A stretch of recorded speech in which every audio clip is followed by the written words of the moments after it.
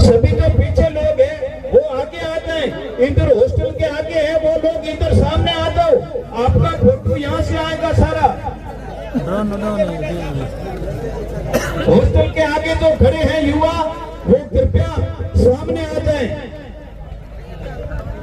और अभी ठंडा मौसम है और रेत पर भी बैठने का कष्ट करें। आज हमारे इस अनुसूचित जनजाति और जनजाति की ओर से भाई फतेह मोहम्मद जी के समर्थन में आयोजित इस चुनावी सभा में मंच पर विराजमान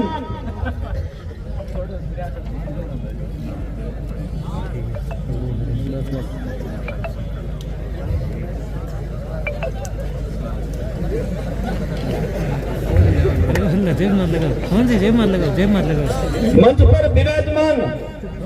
हमारे शिव विधानसभा से निर्दलीय प्रत्याशी हाजी फतेह मोहम्मद जी, मंच पर विराजमान सम्माननीय संत वृंद उकाराम जी महाराज जी, हमारे हेमदास जी आश्रम के संत श्री ओम प्रकाश जी, शंभुगिरी जी बाप जी और तमाम मंचासीन अतिथि श्री तेजाराम जी, नीमाराम जी, मालाराम जी, ओंकार जी, गोविंद जी, उदयराज जी, सेजू, बादरा राम जी और तमाम इस मंच पर विराजमान मेरे आदरणीय मंचासीन अतिथि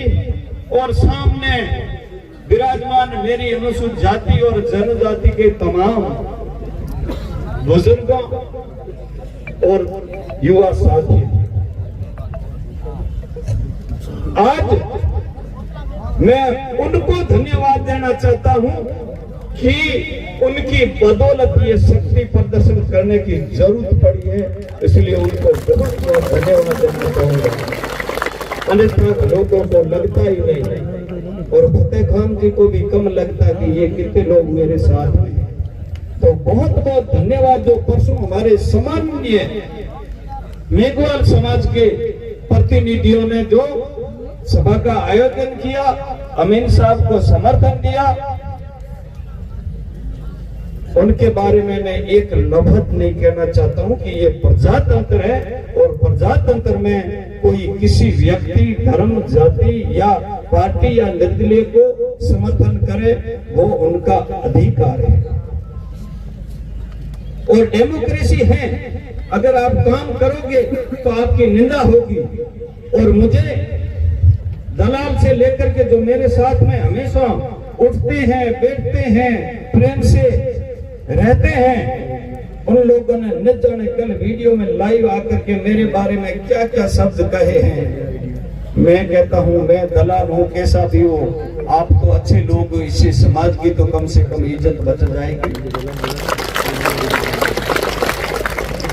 एक आध को तो चलाओ, ऐसे दलाल को भी साथ में, इतना बड़ा समाज है तो ये मोड़ा पतला भी लोग होएला।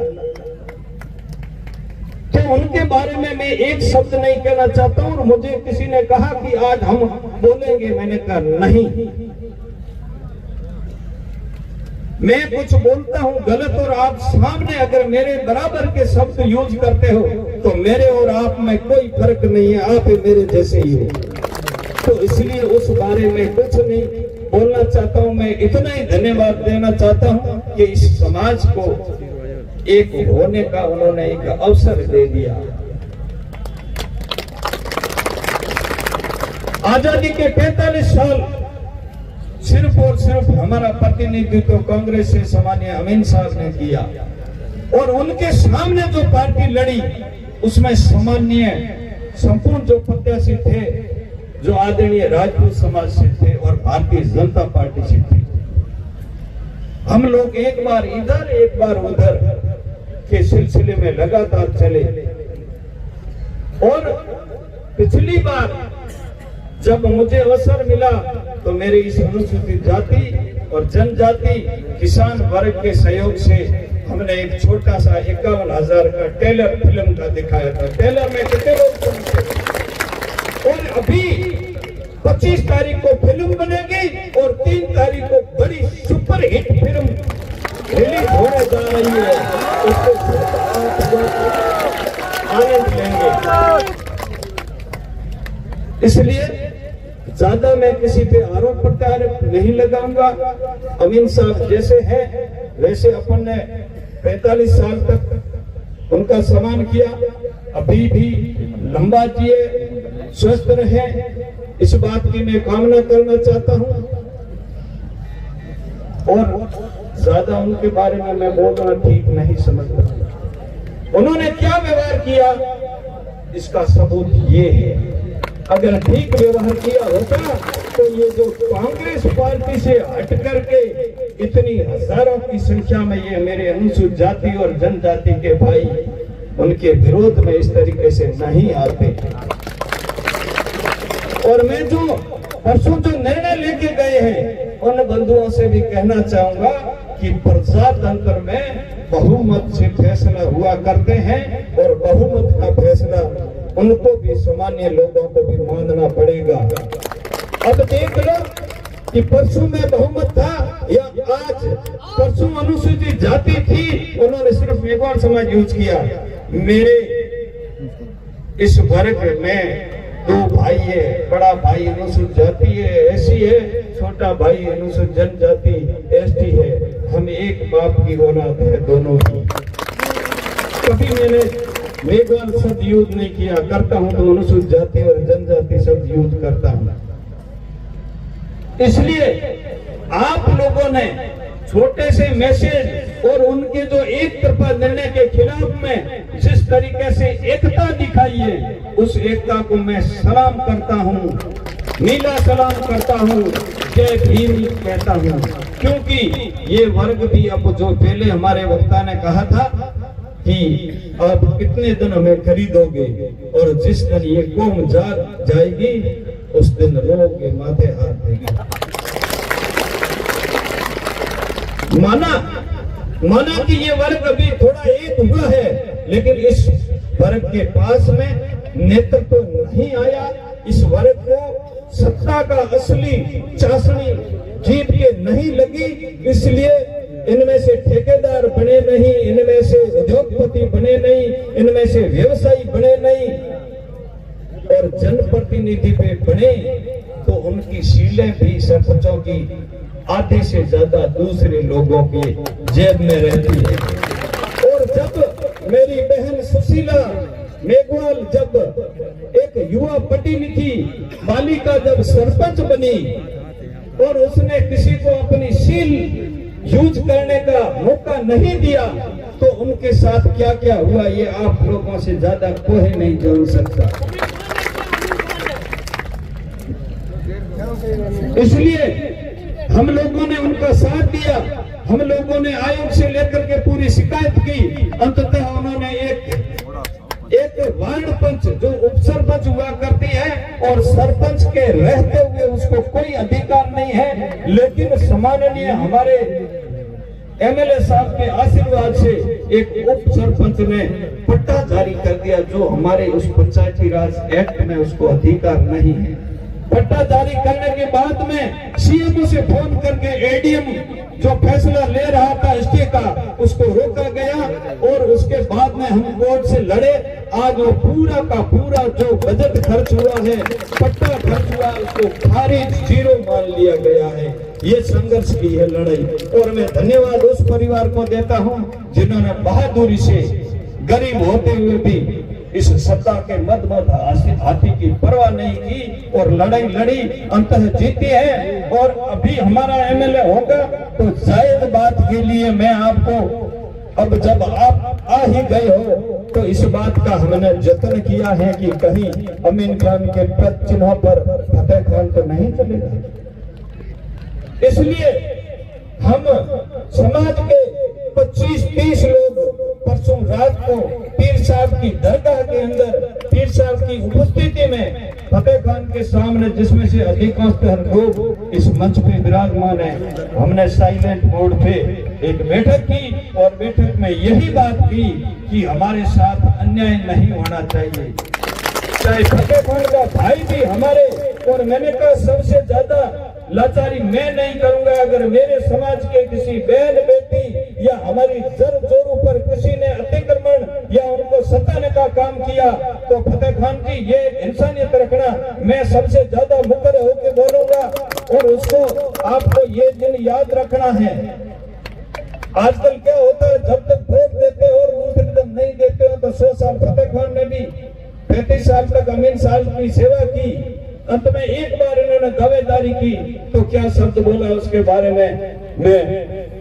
आपको नहीं कहना चाहता हूँ कि वो सारे वीडियो पे बार बार लोगों की स्क्रीन पे आ रहे हैं कि अमीन साहब क्या क्या बोले। ऐसी स्थिति में हमें तरक्की करना है भी तय कर दो, ठीक है। इसलिए मैं मेरे समाज से ये निवेदन करना चाहता हूँ कि दिखा दो इस पूरे राजस्थान को कि अनुसूचित जाति, जनजाति, किसान वर्ग और अल्पसंख्यक असली मायने में एक होकर के बाबा साहब के बताए हुए संविधान के माध्यम से एक नया इतिहास लिखने जा रहे हैं, जिसका साक्षी पूरा राजस्थान होगा। आपसे निवेदन है कि आप लोग मुख्य लोग आए हो, आप लोगों से निवेदन है कि आपको एक ही बात याद रखनी है, क्योंकि समाज का फैसला है। पहले तेजाराम जी ने संपूर्ण कहानी बताई, मैं उस बात को दोहराना नहीं चाहता हूँ। 120 हमारे प्रतिनिधियों का फैसला था। उन्होंने मुझे गालियां देके कहा कि 2 आदमियों ने कमरे में बैठ के, ये तो अच्छा हुआ कि मैं और तेजाराम जी, अगर आपने हमारे को अधिकार दिया,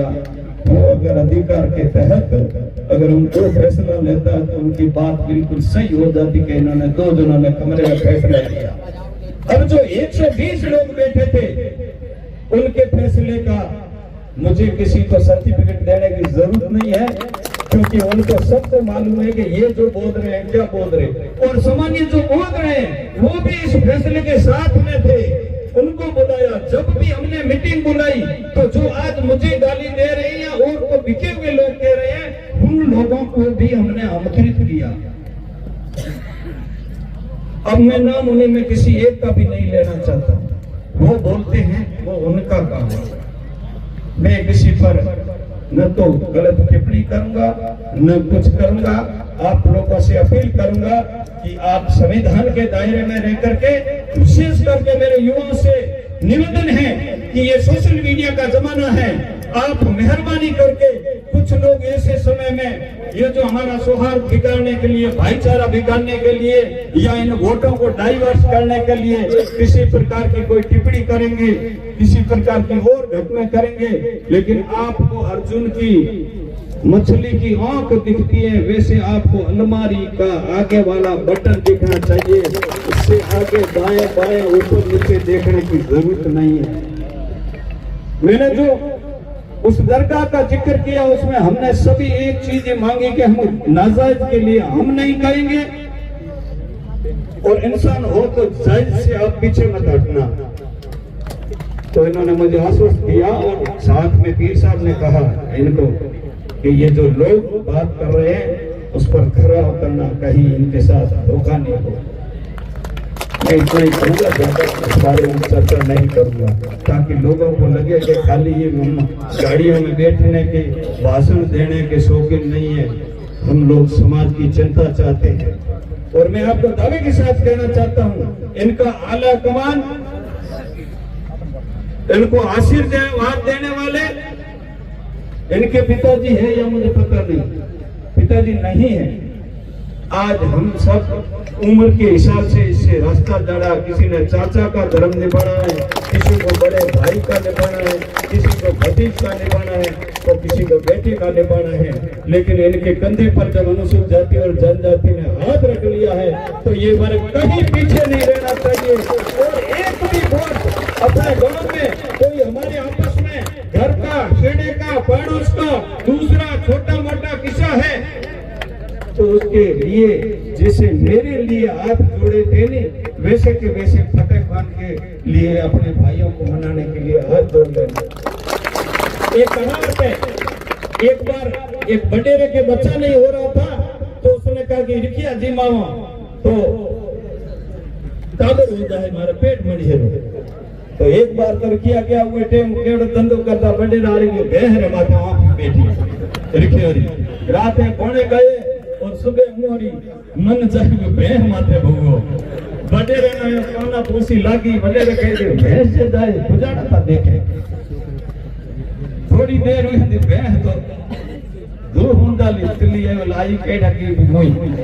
बडेरे कहे बात तो सही कहे रिखिया तो को चावे नहीं वो यार खुणे तो है ऊपर आलो थोड़ा ही कितने और पीटिया तो बड़े पाछो कोई तथेड़ी आई बडेरे पाछी जागण दे रही पाछी जागण दे रही हाकड़े ये पलो पतरे ने कहो रिखियो आगे मारो एक विनती है कि जे अभी भैंस जे लाए खुदा के भरियो तो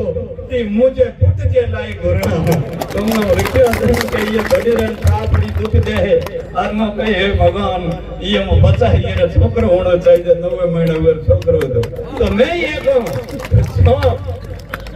बडेरे वाले भैया में आता कि जो ये एमएलए बनाने वास्ते आशीर्वाद पूरो रखे मेहरबानी करे और ये बात थोड़ी रहेला ये किसान वर्ग की बात रहेला और साथ साथ 36 को हमरा भी सामान्य लोग आया था उमर रहे लेकिन ये माथे आला कमान कोनी है मनक पड़े में मोन ही तो आला कमान है जो मंच माथे बैठा है और बीजा कोई ये भाई करो बंद करो ये डेमोक्रेसी में फार्म ज्यादा नजदीक रो कोई ये रतन करो या कोई ऊपर उठाने वाला आदमी कोनी क्योंकि 35 वर्ष तक जगह आती ने सेवा की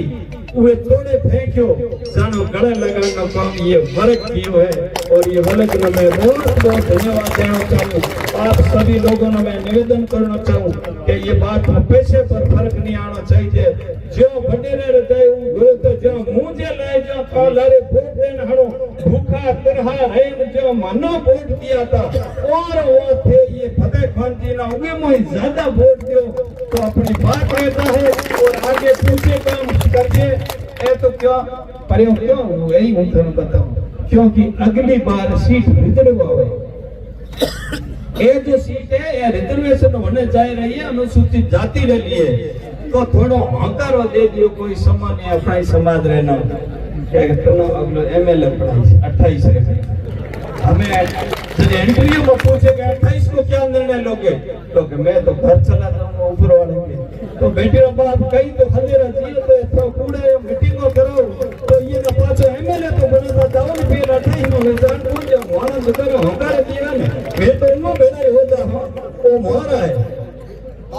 लेकिन लंबा जिए और जितना आश्वासन दिए हुए ना अमीन साहब कांग्रेस टिकट दे एमएलए बनाए मैं तो मारा भाई ना छोड़ो वो भले मोना दलाल के केड़ा के हमारी मर्जी है तो मैं हमारी बात में समाप्त करूं एक बार पुनः सबनो व्यवस्थित ढंग रे महीना अठे कले वो जो आयो है हार जो आप अनुशासित रूप से घना लोग हो तो आप बिल्कुल आराम से वो ले मेरे बात में सबनो जानो है आप एक मिशन माथे नो और आज सबसे मोटी मना खुशी है कि अनुसूचित जाति और जनजाति जिगरा सारा वर्गरा लोग है वो ये मंच रे माथे है ये मंच माथे पधारुड़ा सामान्य संत वृंद और हमारी समाज ना वरिष्ठ जन और तमाम हमारी एससी वर्गरा पधारिया पहले जब आया था वीटिल निवेदन किया अल्पसंख्यक भाई काफी संख्या में आया था मां को था एक मलिए ना तो चुपड़ खान ना तो माफ कर दिया कि भाई उठो मत बाकी वाला हैंगलो बाहर निकाला के थोड़ा फोटो लेके है कि हैंग मोहल्ला देता ये महत्ता को ऐसे तो फतेह खान पहले हैंगलो बाहर विदा कर दिया था कि आप बाहर रह गए तो बहुत बहुत धन्यवाद।